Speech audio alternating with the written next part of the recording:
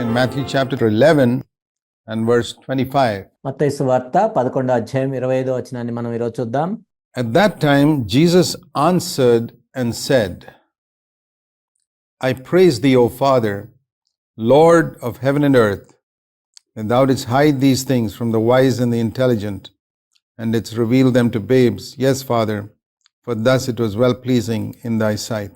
ఆ సమయమున యేసు చెప్పిందేమనగా, తండ్రి, ఆకాశమునకును భూమికిని ప్రభువా, నీవు జ్ఞానులకును వివేకులకును ఈ సంగతులను మరుగు చేసి పసిబాలులకు బయలుపరిచినావని నిన్ను స్తుతించుచున్నాను. అవును తండ్రి, ఇలాగు చేయుట నీ దృష్టికి అనుకూలమాయను. Here lies a fundamental principle for understanding scripture. లేఖనాలను అర్థం చేసుకోవటానికి ఇక్కడ ఒక ప్రాథమికమైన నియమం ఉంది. That God has hidden his greatest truths from clever and intelligent people. దేవుడు తన గొప్ప సత్యాలను జ్ఞానులకు వివేకులకు మరుగు చేసి ఉంచాడు. Now, in the world, you need to be clever and intelligent in order to understand many things and to work in any earthly occupation. ఈ లోకంలో మనం చూసినట్లయితే ఈ లోకంలో ఏ ఉద్యోగం చేయటానికైనా ఏ సంగతిని అర్థం చేసుకోవాలన్నా మనకెంతో వివేకం ఉండాలి, జ్ఞానం ఉండాలి. But in spiritual matters, that is no advantage. It can be a handicap. కానీ ఆత్మ సంబంధమైన విషయాలకు వచ్చేసరికి దాని వలన ఏమీ ప్రయోజనం ఉండదు, కానీ ఒక్కోసారి అదే అడ్డుగా కూడా ఉండొచ్చు. I don't think most people realize this. నేను అనుకునేది ఏంటంటే చాలా మంది ఈ విషయాన్ని ఇంకా గ్రహించలేదని. Many people think that if they've got a clever mind, they're intelligent, they can understand the Bible better. చాలా మంది ఏమనుకుంటారంటే వాళ్ళకి బాగా తెలివితేటలు ఉండి వివేకం ఉన్నట్లయితే బైబిల్ని బాగా అర్థం చేసుకోగలరని అనుకుంటారు. But it's exactly the opposite. The cleverest people in Israel were among the Pharisees. కానీ నిజానికి ఇది పూర్తిగా వ్యతిరేకంగా ఉంటుంది. ఇశ్రాయేల్లో మనం చూసినట్లయితే అత్యంత వివేకం కలిగిన వాళ్ళు పరిసయ్యులు. And they could not understand Christ. They studied the Old Testament carefully. కానీ వాళ్ళు క్రీస్తును అర్థం చేసుకోలేదు. పాత నిబంధన వాళ్ళు ఎంతో జాగ్రత్తగా చదివారు. They read the scriptures, as it says in Acts 13, every Sabbath. But when the person about whom the entire Old Testament spoke, Jesus the Christ, అపోస్తల కార్యములు 13వ అధ్యాయంలో మనం చూసినట్లుగా వాళ్ళు ప్రతి విశ్రాంతి దినాన లేఖనాలను చదువుతూ ఉండేవాళ్ళు. అయితే పాత నిబంధనలో వాళ్ళు ఏ లేఖనాలను అయితే చదివారో ఆ లేఖనాలు ఎవరి గురించి అయితే చెప్తూ ఉన్నాయో, యేసు గురించి, ఆయనే మెస్సయ్య అని చెప్తూ ఉన్నాయో ఆయన్నే వాళ్ళు కనుగొనలేకపోయారు. came into their midst. They thought he was the prince of devils. ఆయన వాళ్ళ మధ్యలోనికి వచ్చినా కానీ దయ్యములకు అధిపతి అని వాళ్ళు అనుకున్నారు. How much wronger can anyone be అసలు ఎవరైనా ఇంత తప్పుగా ఎలా ఉండగలరు? than those people who considered the Son of God to be the prince of devils? I mean, this is two extremes. దేవుని యొక్క కుమారుణ్ణి దయ్యముల అధిపతి అని వాళ్ళు అనుకుంటున్నారు. ఈ రెండు కూడా ఎంతో పూర్తిగా వ్యతిరేకమైనవి. అంతకన్నా తప్పుగా ఎవరు అనుకోగలరు ఇంకా? Whereas the Roman centurion at the cross, who had never read the Bible in his life, he said, "You're the Son of God." అసలు బైబిలే చదవని రోమా శతాధిపతి ఆ శిలువ దగ్గర చూసి నీవు దేవుని కుమారుడు అని చెప్పాడు. And so we see clever, intelligent people in Jesus' lifetime missed the truth. కాబట్టి మనం యేసుక్రీస్తు ప్రభువారు ఈ భూమి మీద ఉన్న దినాల్లో చూసినట్లయితే అప్పుడు తెలివితేటలు కలిగిన వాళ్ళు, బాగా వివేకం కలిగిన వాళ్ళు యేసు ప్రభువుని కనుగొనలేకపోయారు. When Jesus asked his disciples, "Who do you say that I am?" We read that in Matthew 16. నేను ఎవరని మీరు అనుకుంటున్నారు అని ప్రభు అడిగినప్పుడు శిష్యులతో మత్తయి 16లో మనం చదువుతాం దాన్ని. Simon Peter said, "You're the Christ, the Son of the living God. You're the Messiah. We know that." సీమోను పేతురు ఏం చెప్పాడంటే, నీవు సజీవుడైన దేవుని కుమారుడివి, నీవే మెస్సయ్యవు అని మాకు తెలుసు అని చెప్పాడు. How did he know that? Was he cleverer than the Pharisees who had studied the scriptures? The Pharisees had studied the scriptures much more than Peter. మరి పేతురుకు ఆ విషయం ఎలా తెలుసు? పరిసయ్యుల కంటే ఏమైనా తెలివితేటలు కలిగిన వాడా? పేతురు కంటే కూడా పరిసయ్యులు ఎంతో ఎంతో విస్తారంగా లేఖనాలను చదివారు. Peter was a fisherman. He was not a scribe or a scholar. పేతురు ఒక చేపలు పట్టుకునే జాలరి. ఆయనేమి ఒక శాస్త్రి కాదు, లేకపోతే ఒక తెలివితేటలు కలిగిన విద్యార్థి కాదు. But God revealed to him. Jesus said, "Blessed are you, Simon, son of Jonah, because flesh and blood, your human cleverness and intelligence did not reveal this to you, but my Father in heaven." అప్పుడు యేసుక్రీస్తు ప్రభువారు ఏం చెప్పారంటే, సీమోను బర్యోనా, నీవు ధన్యుడవు, రక్త మాంసములు దీన్ని నీకు తెలియజేయలేదు, నీ తెలివితేటలో నీ వివేకము దీన్ని నీకు తెలియజేయలేదు, కానీ పరలోకమందున్న నా తండ్రే దీన్ని నీకు బయలుపరిచాడు. There's a great word in the New Testament called revelation. We don't find it so much in the Old Testament. పాత నిబంధనలో ఒక గొప్ప మాట ఉంది, అదేంటంటే ప్రత్యక్షత. పాత నిబంధనలో ఎక్కువగా దాని గురించి మనం వినం. In the Old Testament, the important thing was understanding. పాత నిబంధనలో ముఖ్యమైన విషయం ఏంటంటే అర్థం చేసుకోవటం. Because if you look at the Old Testament tabernacle, which had 3 parts, the outer court visible to everyone, పాత నిబంధనలో మనం ప్రత్యక్ష గుడారాన్ని చూసినట్లయితే అందులో 3 భాగాలు ఉంటాయి. ఒకటేమో బయట ఆవరణము, అది అందరికీ కనపడుతూ ఉంటుంది. the holy place, most holy place, covered by a tent. పరిశుద్ధ స్థలము, అతి పరిశుద్ధ స్థలము ఉంటుంది. ఆ మొత్తము కూడా ఆ టెంట్ చేత ఆవరించబడి ఉంటుంది. Corresponding exactly to man, who is supposed to be the tabernacle of God. ఇది దేన్ని సూచిస్తుందంటే మానవుణ్ణి సూచిస్తుంది. మానవుడు కూడా దేవుని దృష్టిలో ఒక ప్రత్యక్ష గుడారం లాంటి వాడు. Created to be the tabernacle of God.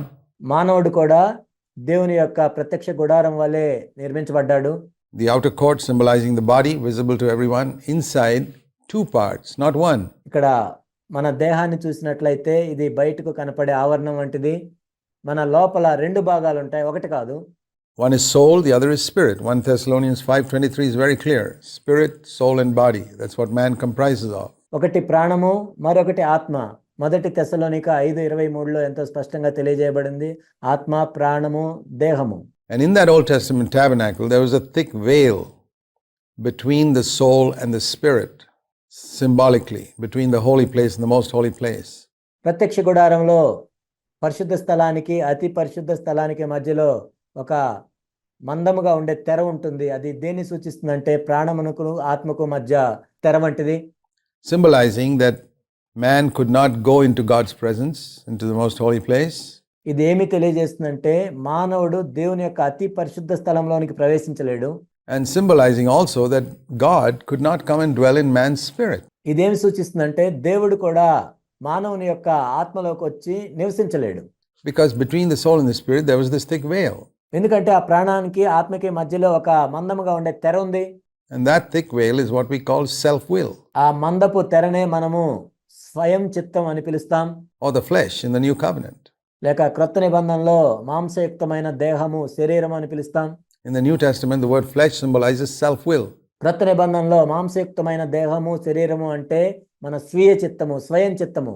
When it says Jesus came in the flesh, యేసుక్రీస్తు ప్రభువారు శరీర రూపంలో వచ్చాడు అంటే he didn't have any sin in him. There was no sin in him at all. But he came with a will of his own. ఆయనలో ఎటువంటి పాపము లేదు, కానీ ఆయన తన స్వచిత్తంతో వచ్చాడు. Which he had to deny. He said that in John 6:38. I came from heaven not to do my will. ఆయన తన చిత్తాన్ని ఉపేక్షించుకుంటూ ఉండాలి. యోహాను 6:38 ఆయన చెప్పాడు, నా చిత్తము నెరవేర్చుకుంటూ నేను రాలేదు అని.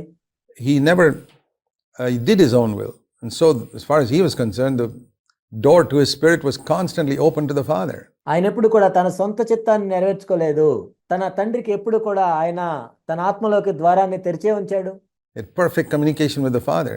తండ్రితో ఎప్పుడు కూడా పరిపూర్ణమైన సంభాషణను ఆయన కలిగి ఉన్నాడు. The more self-will you have, the less communication you have with God. నువ్వు ఎంత సొంత చిత్తాన్ని కలిగి ఉంటావో దేవునితో అంత తక్కువ సంబంధాన్ని కలిగి ఉంటావు. And pride is one of those big things that blocks the spirit from being open to God. దేవునికి నీ ఆత్మను తెరవకుండా చేసేది ముఖ్యమైనది ఏంటంటే గర్వం. Jesus had zero pride in him. So we can say the veil was completely open and rent. యేసుక్రీస్తు ప్రభువులో అణువంత గర్వం కూడా లేదు కాబట్టి ఆయన తెర చినిగిపోయింది, మరియు ఆయన ఆత్మ ఎప్పుడు కూడా దేవునికి తెరచే ఉంది. The more pride we have, the more we block off God and communication with God in our own lives. మనం ఎంత ఎక్కువ గర్వం కలిగి ఉన్నట్లయితే మన జీవితంలోనికి దేవునితో సంబంధం లేకుండా అంత ఎక్కువ అవుతుంది అది. Now, why is God against clever and intelligent people? Not because of their cleverness and intelligence. దేవుడు ఎందుకు ఇక్కడ వివేకులకు, తెలివితేటలు కలిగిన వారికి విరోధంగా ఉన్నాడంటే వాళ్ళకి ఎక్కువ తెలివితేటలు ఉన్నాయని కాదు. Because we have an example, the opposite of Peter, which is the Apostle Paul. ఎందుకంటే పేతురుకి వ్యతిరేకంగా మనం చూసినట్లయితే ఒక పక్క అపోస్తలుడైన పౌలు ఉన్నాడు. Paul had a brilliant mind. He was one of the cleverest and most intelligent people in his generation. పౌలును మనం చూసినట్లయితే ఎంతో ఎక్కువ తెలివితేటలు, ప్రజ్ఞ కలిగి ఉన్నాడు, వివేకాన్ని కలిగి ఉన్నాడు. తాను ఉన్న తరములో ఎవరికంటే కూడా ఆయన ఎక్కువ తెలివితేటలు కలిగిన వ్యక్తి. If he were living today, he would have been a top computer scientist or a rocket scientist or, any type of top businessman. He had such a brilliant mind.